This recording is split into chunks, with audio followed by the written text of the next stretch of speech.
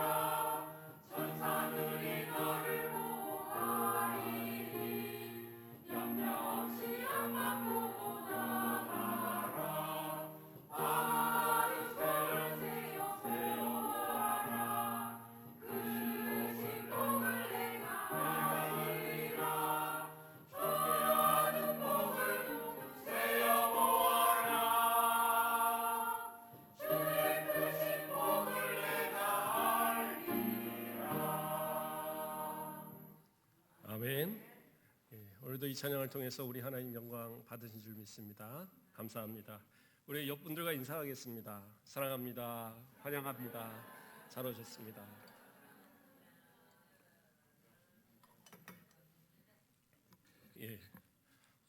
날이 더웠다가 조금 또 선선해졌다 뭐 그런 것 같아요. 오늘 또 오후에는 비가 꽤 많이 올 거라고 예보가 있어서 그래서 또 조심하시고 또 밭에 같은데 나가셔서 비 오는데 또 많이 맞지 마시고 건강하게 또 우리 한 주를 시작하길 바랍니다. 오늘 말씀의 제목은 담대함을 버리지 말라라는 제목으로 함께 은혜 받고자 합니다. 다른 나라 사람들이 우리나라를 이상하게 여기는 많은 이유 중에 하나가 종교 문제라고 합니다. 미국 같은 나라들도 사실 종교 간의 분쟁들이 꽤 있거든요. 옛날에 그 쌍둥이 빌딩 그 비행기 그 테러가 있었잖아요. 그런 이후로부터는 이슬람교 사람들에 대한 좀 그러한 이 차별이라든가 또 불만들이 좀 있고요. 그러한 이제 종교적 차이로 인한 큰 분쟁들이 있습니다. 더군다나 뭐 이슬람교가 있는 그런 나라들에 있어서는 기독교인들이 많은 핍박을 당하죠. 심지어는 예배드리는 예배의 창문을 막고 폭탄을 터뜨리기도 하고 불을 지르기도 하고 지금도 그러한 일들이 많이 일어나거든요. 근데 우리나라는 참 특이한 것이 그러한 종교적 그러한 탄압이나 분쟁이 없는 나라라는 거예요. 물론 불과 얼마 전까지만 해도 우리나라도 믿지 않는 그러한 가정에 믿는 며느리가 들어오고 그러면 신앙생활하기가 그렇게 쉽지 않았습니다. 거의 뭐 핍박을 견디면서 정말 십자가의 고통을 당해야 되는 그러한 어려움도 많이 있었던 게 사실이지만 지금은 사실 그러한 가정들이 거의 없어요. 자녀들이 교회를 다니던 안 다니던 뭐 며느리가 다니던 사위가 안 다니던 크게 관여하지 않는 가정도 대단히 많고 또 직장에서도 과거에서는 많은 핍박들도 있어서 주일날 교회를 가겠다고 한다면 직장을 들어갈 때는 주일날 쉬라고 해놓고 맨날 야근하고 특근하고 뭐 이러면서 주일을 못 쉬게 만드는 그러한 이제 모습들이 있었죠. 그래서 거기에 반론이라도 제기하면 너 그러면 바로 해고. 그래서 직장을 잘리는 그런 경우도 많이 있었고요. 기독교인이라는 이유로 괜히 핍박을 당하는 일들이 뭐 군대에서도 그럴 거예요. 예수 믿는 사람들 교회 간다는 이유로 쪼그리뛰기 하며 교회 가고 뭐 그런 일들이 비일비재한 것이 예전의 모습이었어요. 그러나 지금의 우리 한국은 그러한 모습이 사실은 거의 없습니다. 군대도요. 교회를 가고 싶어서 못 가는 그러한 가고 싶은데 못 가는 경우가 있는 게 아니라 그렇게 가자고 해도 안 가는 그런 추세가 더 많습니다. 옛날에는 왜 그랬느냐? 워낙 때리고 뭐 벌 주고 그러니까 교회 가서 하루 있는 게 그렇게 편한 거잖아요. 그래서도 가고 뭐 간식 같은 거 사 먹을 돈이나 있었습니까? 그러니까 가면은 그 초코파이에다가 뭐 이렇게 음료수 한 잔 주면 그게 그렇게 맛있어서 가고 제가 군대에 있을 때까지만 해도 제가 그렇게 초코파이 나눠주고 그랬거든요. 저도 중대 군종하고 그래서 주일날만 교회를 갔지만 하여튼 뭐 쌓여 있는 초코파이들 이렇게 나눠주고 그랬던 기억이 나는데 지금은 어떻게 해요? 월급들을 많이 받습니다. 군 제대하면서 막 한 2천만 원씩 거의 가까이 모아갖고 나오잖아요. 그게 뭐 안 먹고 안 쓰고 모아온 게 아니라 쓸 거 쓰고 모아오는데 그 정도가 모아져요. 그러니 뭐 지금 같으면 군대에서 아무리 사정을 해서 좋은 걸 준다고 그래도 교회를 안 가요. 가정에서도 아까 말한 것처럼 특별한 핍박들이 없고 서로 간에 그냥 이 관여하지는 잘 않습니다. 직장에서도 특별하게 서로 뭐 예수 믿으라고 막 그러지 않는 이상은 뭐 회식 자리에서 술 안 먹는다고 그래도 뭐 특별하게 지금은 뭐라고 하지 않아요. 오히려 안 먹는 사람들도 참 많고 담배 같은 거 안 피우는 사람도 많고 하다 보니까 꼭 교회가 아닐지라도 그렇게 안 하는 사람들이 많아지니까 그냥 교회에 다니는 사람들도 자유롭게 자기의 어떤 신앙의 행동들을 지킬 수 있는 그러한 모습들이 있게 되어진 것 같아요. 그래서 사실은 겉으로 보면 외국 사람들이 볼 때는 참 이상한 모습이고 우리가 느낄 때에도 참 예수 믿기 편안해진 때다. 기독교인으로 살아가기에 부족함이 없는 때다라는 생각들을 하게 됩니다. 그런데 문제는 뭐냐? 그렇게 예수 믿기 좋고 그렇게 하나님을 마음껏 섬길 수 있는 지금의 때에 왜 교회의 성도들은 점점 줄어갈까요? 아기를 많이 안 낳아서 그럴까요? 뭐 아기를 많이 안 낳는 거야 뭐 다른 모든 사람들도 다 마찬가지잖아요. 근데 교회 성도들이 점점 줄어갑니다. 예전 한 4천만 우리 인구가 됐을 때 그때 한 1200만 정도 기독교인을 추산을 했어요. 그런데 지금은 5천만이 넘는 우리 거의 뭐 6천만 가까이 되는 우리 이 인구에 실제로 그리스도인들은 한 700만에서 800만밖에 잡지 않습니다. 상당히 많은 수가 줄었어요. 왜 그럴까? 우리가 한번 생각해 보셔야 돼요. 물론 우리가 그러한 평안함을 누리면서 전도 안 하는 건 아니겠죠. 우리 아까 장로님도 기도하시면서 기도했지만 우리 권사님들, 우리 장로님들 나오셔서 집사님들 나오셔서 토요일 날에 열심히 그 붕어빵 구워서 이렇게 나눠주고 합니다. 그래서 이 더운 여름날에 붕어빵을 구워서 나눠주면 받을까? 아니, 잘 받으셔요. 더 없냐고 막 그러고 우리 권사님들 노인정에 갖다 드리면 막 돈 들고 찾아오셔서 더 살 수 없느냐고 막 그러시고, 이렇게 좋아할 줄 알았으면 진작 할 걸 그랬지 않나 생각도 할 정도로 그렇게 전도하고 다 하고 하는데 많은 교회들이 다 전도해 안 하는 거 아니거든요. 열심히 전도하고 여러 가지 방법으로 전도하고 전도지만 갖고는 안 되니까 선물도 주고 수없이 많은 방법을 쓰지만 교인들이 늘어나질 않아요. 왜 그럴까라는 생각들을 해보게 됩니다. 그런데 어쩌면 겉으로는 우리가 그러한 전도를 하고 겉으로는 우리가 그리스도인이라는 것을 잘 드러내고 있는다고 생각할지 모르겠지만 정말 내가 속한 곳, 가정에서 또는 직장에서 내가 속한 공동체 안에서 더 나아가서는 나라, 지역과 나라 안에서 내가 어떠한 모습으로 살아가고 있느냐 이것을 한번 생각해 봤으면 좋겠어요. 교회에서는 누구보다도 신앙생활을 잘하는 분이고 교회에서는 누구보다도 복음을 이야기하는 분들인데 그러나 막상 세상으로 나아가서의 모습 속에서 내가 과연 내 입술에서 몇 번이나 예수 그리스도를 이야기하고 몇 번이나 하나님을 이야기하고 몇 번이나 복음을 증거하는 이 전도를 내가 하고 있는지 한번 돌아보길 바랍니다.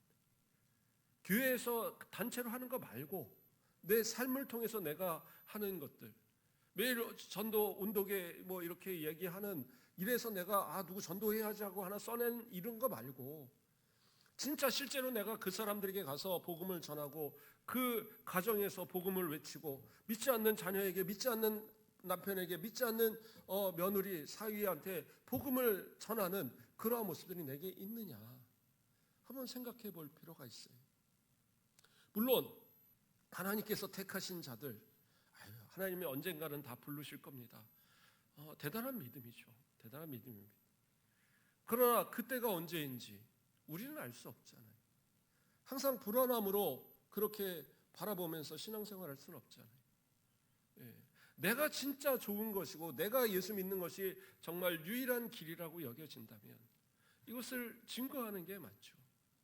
니네 종교도 괜찮고 우리 종교도 괜찮고 무엇인지 잘만 믿으면 돼 이런 생각해서는 안 돼요.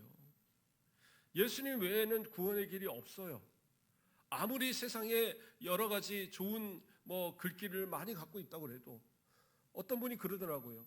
불교의 경전 이런 거 내용 또 이게 그 중들이 이렇게 설법하고 이런 거 보면 너무나 내용이 좋다라는 거예요. 그 실제로 어떤 분은 방송을 틀어놓고 열심히 아멘 하면서 듣다 보니까 금강정사 이러면서 또 나오고 실제로 그랬다고 얘기도 제가 들어봤어요. 그 정도로 좋은 얘기, 어떻게 보면 기독교 안에서도 이렇게 목사님들 설교하는 것보다 훨씬 은혜롭게 잘하는 그런 내용들이 많이 있어요. 그러니까 그런 내용들을 들으면서 이렇게 좋은 말씀이 있으면 불교도 믿으면 되는 거 아닙니까? 이슬람교도 믿으면 되는 거 아닙니까? 근데 문제는 뭐예요? 그 가운데 구원이 없어요. 좋은 말 아무리 말하면 뭐합니까? 아무리 이렇게 살아라 저렇게 살아라 깨끗하게 살아라 말하면 뭐해요? 그 안에 구원이 없다니까요. 구원이 없는데 그거 잘 믿어라 나는 내 거 잘 믿겠다 이건 말이 안 되는 일이죠. 그렇다고 해서 종교 싸움을 하라는 거 아니에요. 가서 멱살 잡고 너 예수 안 믿으면 죽어 이러면서 그러란 얘기 아닙니다. 그런데 한편은 우리가 영적으로 깨어있지 못하고 그냥 겉으로만 서로 화평하고 평안한 가운데 우리의 영이 얼마나 병들어가고 얼마나 상처 입어가는지 이것을 돌아볼 줄 아는 이러한 눈을 먼저 갖자는 것을 이야기하는 거예요. 요한계시록 3장 11절 말씀을 보면 내가 말하기를 나는 부자라 부유하여 부족한 것이 없다 하나 내 곤고한 것과 가련한 것과 가난한 것과 눈먼 것과 벌거벗은 것을 알지 못하는도다. 주님께서 라오디게아 교회를 향하여 경고하신 말씀입니다. 이 라오디게아 교회는 그 소아시아 7교회 중에 가장 핍박이 없는 교회입니다.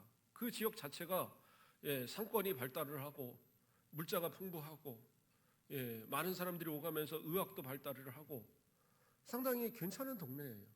그래서 뭐 가난한 사람 없이 모두가 다 거의 부유하게 사는 그러한 동네입니다. 그리고 예수를 믿는다고 해서 뭐 특별히 핍박하는 것도 없어요.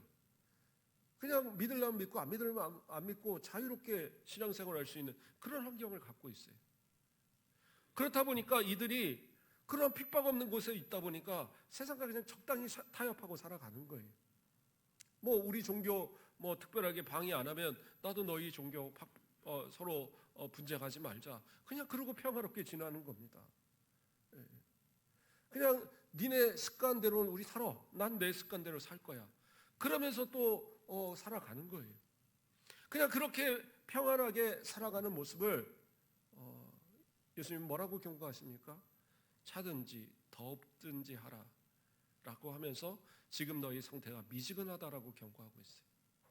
그러면 어떻게 한다고 그랬어요? 내 입에서 토하여내어 버린다고 그러셨어요.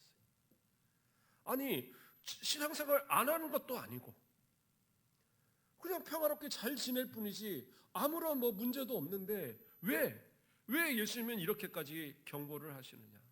왜 이렇게까지 강력하게 얘기하시냐? 다른 교회들 얘기 보면 뭐 우상 숭배, 뭐 간음 이런 거에서 막 경고하시는데 사실은 여기서는 라오디게아는 그런 내용이 없어요. 그럼에도 불구하고 경고하시는 건 뭐냐? 그들의 영적 상태를 스스로 돌아보지 못하고 있는 거예요. 그들의 영적 상태가 어땠어요? 바로 곤고하고 가련하고 가난하고 눈멀고 벌거벗었다라는 거예요. 부끄럽고 지금 창피함을 느껴야 되고 지금 이 아픈 곳을 느껴서 빨리 고치려고 하는 그런 마음을 가져야 되는데 전혀 영적인 눈이 깨어있지 못하니까 깨닫지 못하고 있다라는 거예요. 그러니까 예수님께서 뭐예요? 내가 이같이 미지근하여 뜨겁지도 아니하고 차지도 아니하니 내 입에서를 토하여 버리리라 이렇게 말씀할 수밖에 없다라는 거예요. 그렇다고 하면 저와 여러분의 모습은 어떻습니까? 지금의 평안, 지금의 그냥 안정, 이것에 우리는 그냥 만족하고 있는 것이 아닌지, 이것이 지금 나에게 전혀 문제가 없으니까 이 평화를 굳이 깨트려 버릴 이유가 없는 거예요. 그게 우리의 모습은 아닙니까? 믿지 않는 남편을 향하여 예수 믿으라고 얘기하면 당장에 나 그럴 거면 너도 교회 가지 마 꼭 이럴 것 같으니까 그냥 뭐 서로 건들지 않고 나 교회 나오는 것으로 만족하고 사는 우리의 모습은 아닌지,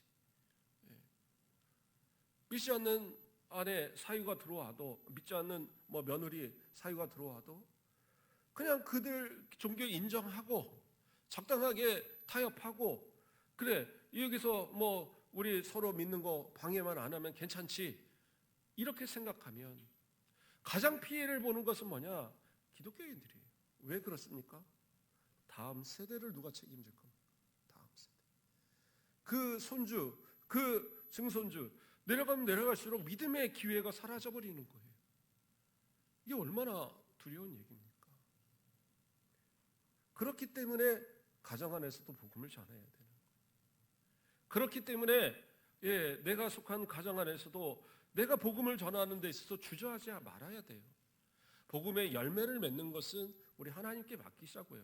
그건 성령께 맡기시고 하나님께서 역사하실 일이라고 생각해도 좋아요. 그러나 내가 할 수 있는 내 입술을 열어서 예수 믿어야 된다는 그 말을 하는 것은 내가 할 수 있잖아요. 그것도 하지 않으면서 포기하는 것은 어쩌면 이 라오디게아 교회처럼 영적으로 나태해져 있는 나의 모습은 되지 않을까. 그런 모습이기 때문에 그러지 않는가 우리 스스로 생각해 보셔야 한다라는 거예요.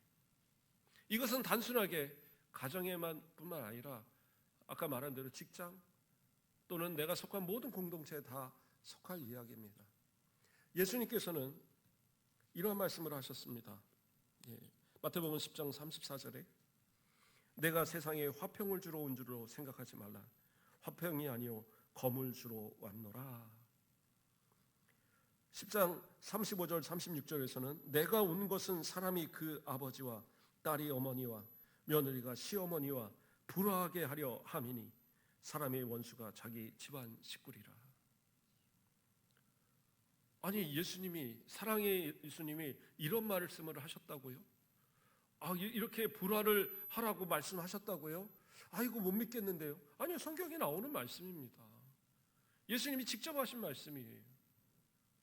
그러면 예수님이 사랑 말씀하신 것은 가짜입니까? 그게 아니에요. 지금 이것은 겉으로 드러나는 어떠한 화목, 화평, 그것을 깨라는 의미가 아니라 영적 싸움을 이야기하는 거예요. 검을 들고 영적 싸움을 해야 된다라는 거예요. 내가 밀리면 마귀가 우리의 가정을 엄습할 거예요. 내가 밀리면 우리의 직장을 마귀가 엄습합니다. 내가 밀리면 내가 속한 공동체에 마귀가 자리를 잡아요. 그럼 나는 어떻게 해야 되겠어요? 검을 들고 담대하게 싸워야겠죠. 지키기 위해서. 그러나 세상은 누가 주관해요? 마귀가 주관해요. 세상에 이 거짓의 아비가 아직 불신에 있는 자들을 붙들고 있단 말이에요. 그러니까 우리가 이 깨어지는 화평은 그들과의 화평, 육체적인 어떤 육신적인 화평을 깨는 게 아니라 영적 싸움으로 깨고 있는 거예요. 마귀와 대적해서 싸워야 돼요. 그래서 때로는 이해하지 못하는 가운데 분쟁이 나타날 수도 있어요. 예수님이 검을 주셨다라고 말씀하시는 건 결국에 뭐예요? 검은 방어형이 아닙니다. 예수님께서 방패를 주셨다라고 말하지 않아요. 검이라는 거예요. 검은 뭐예요? 싸워서 이겨야 되는 공격력 무기입니다. 그러므로 영적 싸움에서 뒤처지지 말라는 거예요. 뒤처지면 어떻게 해요? 내가 죽는 거예요. 칼을 숨기면 어떻게 해요? 내가 죽는 거예요. 내가. 그러한 상황 안에서 나는 어떻게 해야 돼요? 나가 싸워야죠. 안 죽으려면 싸워야 되는 거예요.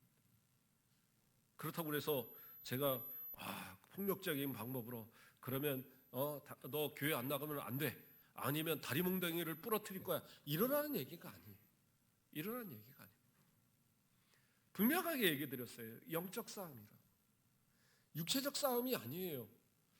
저 예수 안 믿는 남편, 저 마귀 같은 남편 그냥 지옥 가라고 내버려 둘 건데 이렇게 하라는 거 아닙니다. 겉으로는 정말 잘하셔야 돼요. 내 부모를 공경하라 하셨으니까 부모에게서 최선을 다해 공경하시고, 부부간에 서로 사랑하셨으니까 사랑을 베풀고, 자녀들을 노엽게 하지 말라 했으니까 정말 주의 말씀으로 훈계로 잘 양육하고 해야 될 위치에 모든 본분을 다 하세요. 그러면 어떻게 검을 가지고 싸우라는 얘기입니까? 영적 싸움이라니까요. 영적 싸움. 예수님께서 이런 말씀을 하십니다. 마태복음 10장 37절을 보면 아버지나 어머니를 나보다 더 사랑하는 자는 내게 합당하지 아니하고 아들이나 딸을 나보다 더 사랑하는 자도 내게 합당하지 아니하며. 이것은 무슨 얘기예요? 영적 싸움에서 무장함에 있어서 가장 첫째는 뭐냐? 하나님을 사랑하는 거예요. 내가 하나님을 더 사랑해야지만 그 싸움을 해나갈 수가 있어요. 내가 하나님을 사랑하지 못하고 하나님을 사랑한다고 말을 하면서 내 자녀를 더 사랑하고 내 남편을, 내 아내를, 내 부모를 더 사랑하면 그것은 결국에는 어떻게 해요? 하나님 앞에, 예수님 앞에 합당하지 않다라고 말씀합니다. 그러니까 영적 싸움에서 이미 지고 있다라는 거예요.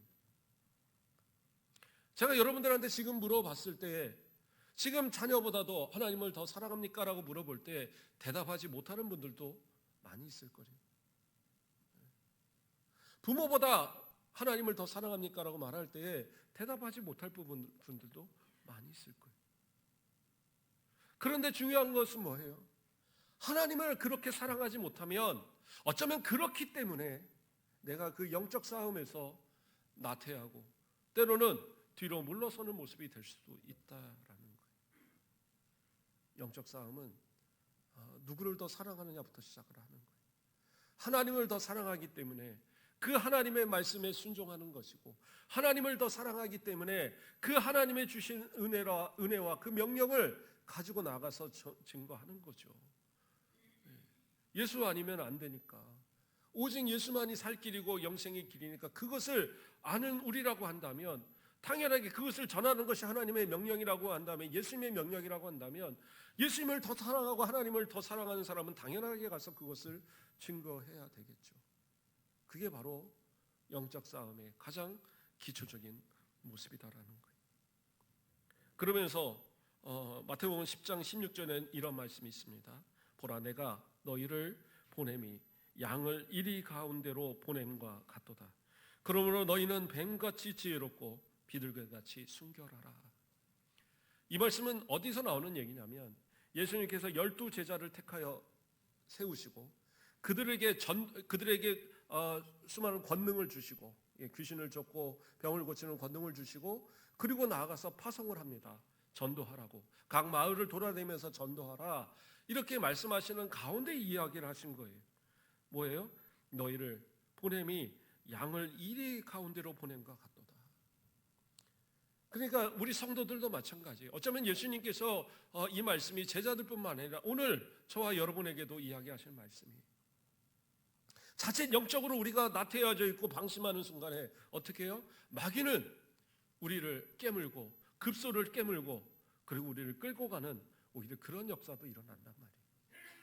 예수 잘 믿던 사람들이 어느 날 보면은 세상에 나아가 있는 사람들, 믿음 생활 잘하는 줄 알았는데 어느 날 보니까 다른 종교에 빠져갖고 이단에 빠져서 있고, 그러한 모습으로 살아가는 사람들, 사업이 좀 잘 안 된다고, 또 때로는 무슨 자기 가정에 일이 생겼다고, 그래서 나는 기독교하고 안 맞는가 봐, 그래서 막 불교나 또는 이상한 무속에 빠져갖고 사는 사람들. 왜 그래요? 그들에게 있어서는 이리 같은 저 마귀에게 어떻게 보면 그 급소를 물려 끌려가 버린 그런 신세밖에 되지 않은 거예요. 그러한 위험 가운데서 성도들은 어떻게 해요? 하나님의 주신 검, 예수 그리스도가 주신 그 검을 가지고 나가 담대하게 싸우는 거예요. 싸워야, 그 검을 가지고 싸워야 나를 지킬 수 있는 거예요. 지금 그것을 이야기합니다. 그런데 어떻게 하라고 그랬어요? 너희는 뱀같이 지혜롭고 비둘기같이 순결하라.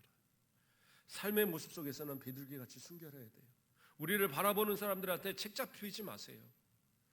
아유, 너같이 믿으면 나는 교회 안 나가, 이런 소리 듣지 마세요. 예수 믿으려면 똑바로 믿으셔서 누가 봐도 그래, 예수 믿으려면 저 사람처럼 믿어야 되라고 이야기하는 그러한 삶을 사세요. 누구에게도 저 예수 믿는 사람, 저런 사람 같은 그러한 마음을 가져야 되는 거야 라고 칭찬할 모습으로 사세요.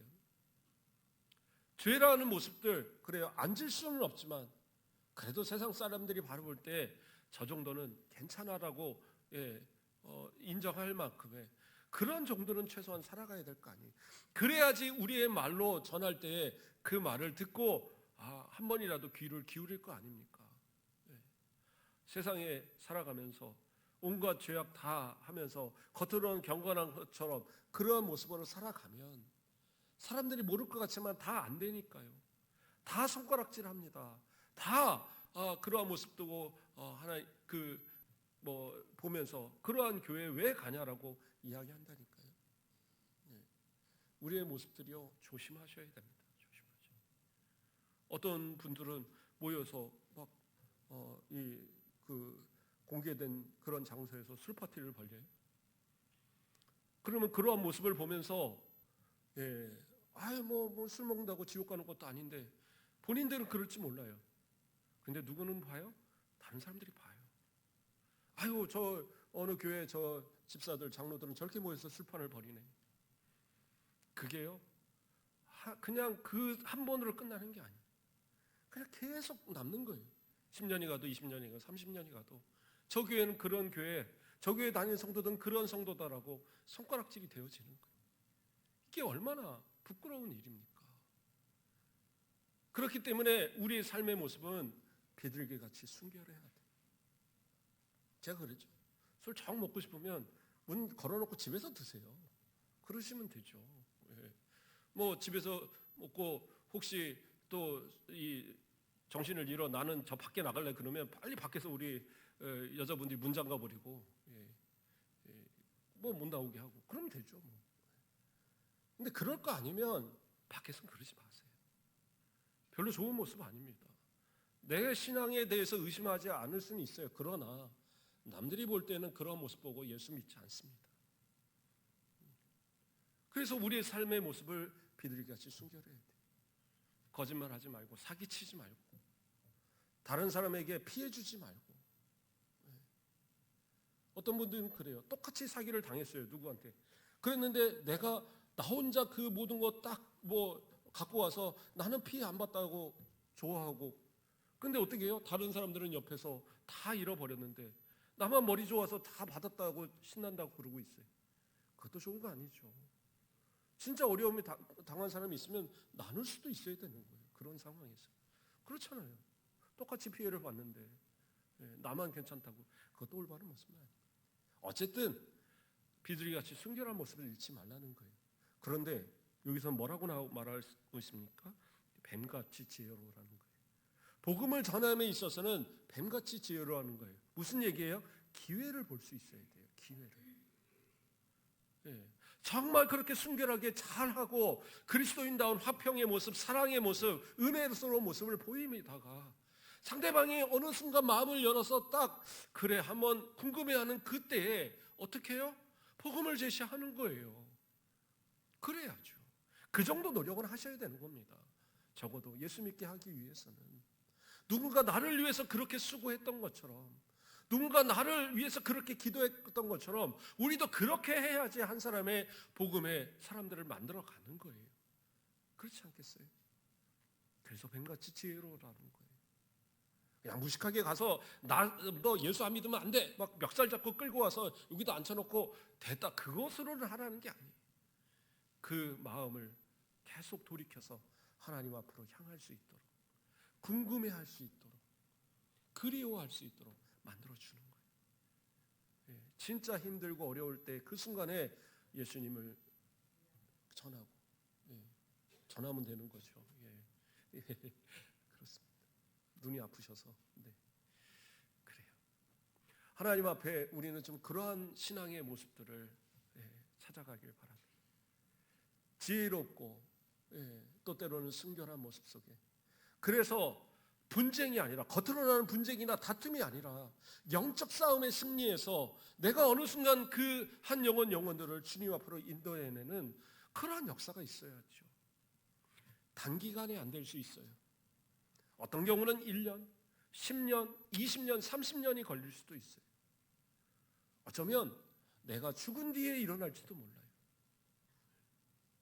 어떤 분이 기도를 하고 기도에다 다 이 노트를 만들어서 써놨는데 어떤 사람을 전도하려고 그렇게 힘써도 안 됐는데 그런데 그 내용을 읽어보니 이분이 돌아가신 뒤에 한참 뒤에 그분이 교회를 나오더라는 거예요. 그러니까 죽은 뒤에라도 응답이 되어졌잖아요. 하나님은 결코 그 기도를 외면하지 않으십니다. 하나님은 그 수고를 잊지 않으세요. 우리를 통하여 어쩌면 지금 최후의 보루로 그들을 구원하기 위한, 그들을 이 마귀의 손에서 구출해내서 주님 앞으로 이끌어내기 위한 마지막 최후의 보루로 우리를 세워놨는지 모릅니다. 그러면 어떻게 해요? 우리는 뒤로 결코 물러서서는 안 되는 거예요. 그래서 오늘 본문에서도 이런 얘기를 합니다. 32절 말씀을 보면 전날에 너희가 빛을 받은 후에 고난의 큰 싸움을 견뎌낸 것을 생각하라. 혹은 비방과 환난으로 사람에게 구경거리가 되고, 사람에게 구경거리가 됐다는 건 뭐예요? 공개적인 장소에서 지속적으로 그러한 이 부끄러움을 당했다라는 거예요. 뭐를 당해요? 비방을 당해요. 말로써 조소하고 조롱하고 그러한 것도 당하고, 환난은 뭐예요? 실제적인 육신의 그러한 어떤 제약 또는 폭력 이런 걸 당했다라는 거예요. 이러면서도 잘 견뎌왔던 신앙으로 지금의 여러분들이 있지 않습니까?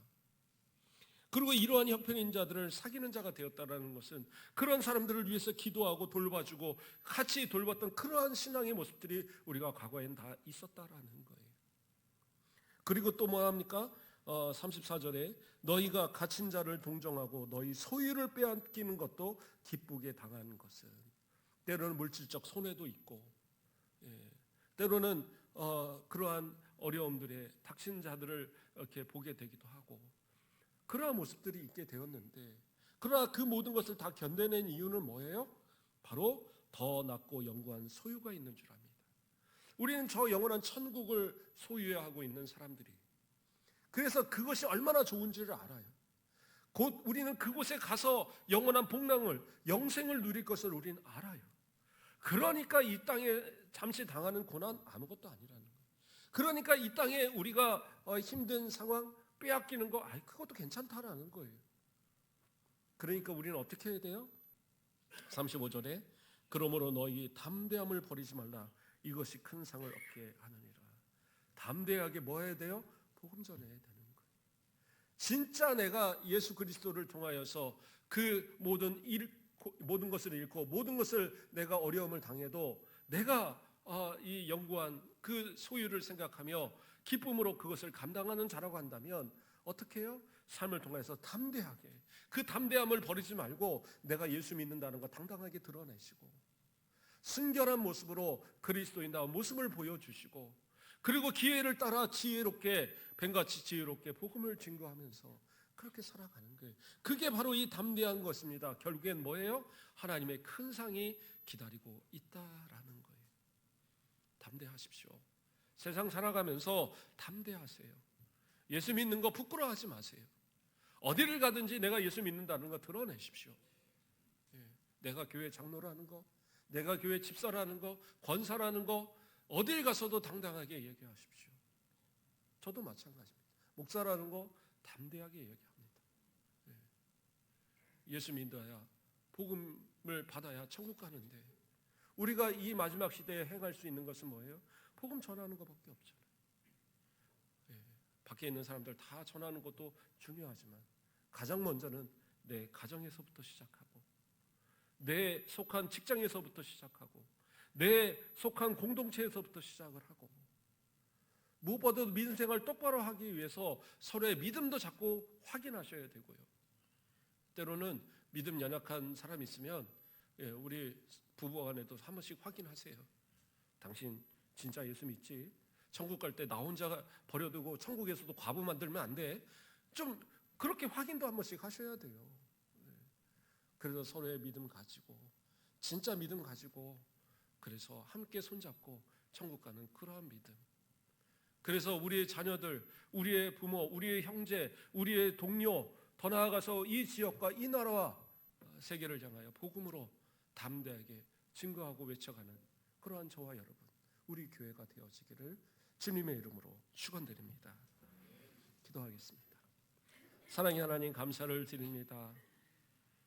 우리가 이 세상 살아가면서 때로는 여러 가지 어려움이 있고 시련이 있어도 오직 예수 믿는 믿음으로 견뎌왔고, 또 이제로 이렇게 신앙의 자유를 가지고 살아감을 감사를 드립니다.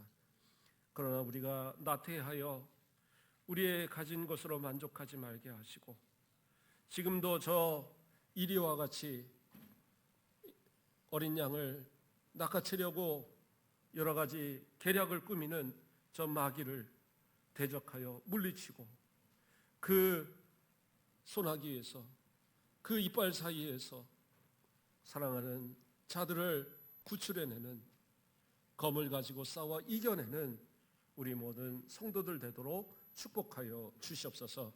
삶의 비둘기같이 순결함을 잃지 말게 하시고, 뱀같이 지혜롭게 복음의 기회를 찾고 또 증거하는 우리 모든 성도들 되도록 축복하여 주시옵소서. 감사합니다. 예수 그리스도의 이름으로 기도드립니다. 아멘. 감사합니다.